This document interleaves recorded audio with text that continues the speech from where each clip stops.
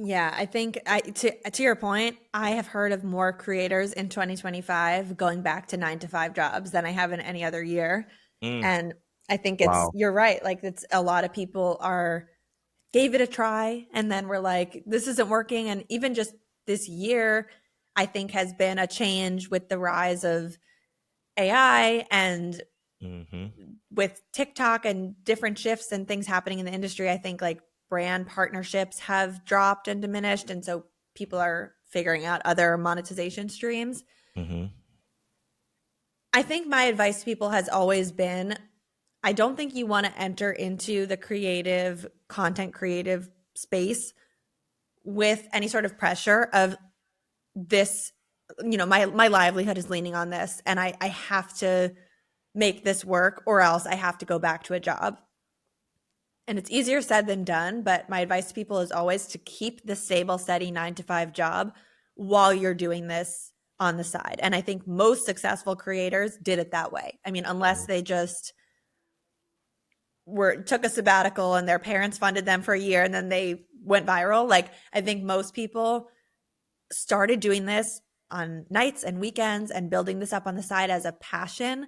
Hmm. And then there just became a tipping point where it didn't make sense to be spending all their hours at work because if they spent all those hours doing deals, they could be making more for themselves and their family. And Yep. Reza is a perfect example of this. He was at Google and this happened. And I know so many creators who went from a corporate job. Even I was at Refinery 29 with a salary doing videos for their channel. And there just became a point where the salary I was being paid did not equate to what I could be paid if I was just working on my own channel the whole time. Yep. And I think you don't want this to become this stressful, like I have a 6 month window to see if it's going to work because this is a long game Hmm. and it can take decades to build a dedicated following. And especially if you do it the way that I suggest people do it, which is to take decades and have it be slow and steady and let people follow you through all your phases of life, not just have a couple viral videos that blow you up overnight. And then people are like, oh, that was that one video I saw from that one person. If you do it that way, it probably will need to be done on the side of something else. And ideally, you can find that 9 to 5 that doesn't kill your soul, that you Hmm. can, at least be doing something adjacent to what you love, or maybe you're working in media or having a job that's giving you introductions to people that can help your side gig or help you with your goals, Hmm.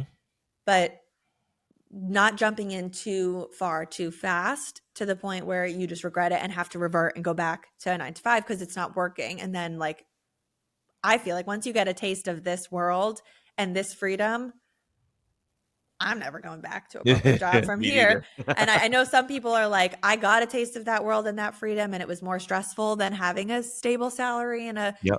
health benefits, whatever. Everyone's different. So if that's how you feel, then it's probably in your best interest to go back. But now that Absolutely. I've seen this and I see what it is, like I shall never set foot as an employee, full-time salaried employee in an office again. And I'm never going back. So it took a really long time to get myself to this stage. But now that I'm here, my advice to people is like, take it slow. And if you really want this to be sustainable and long term, don't dive into the deep end and just hope you make it quickly. I love it.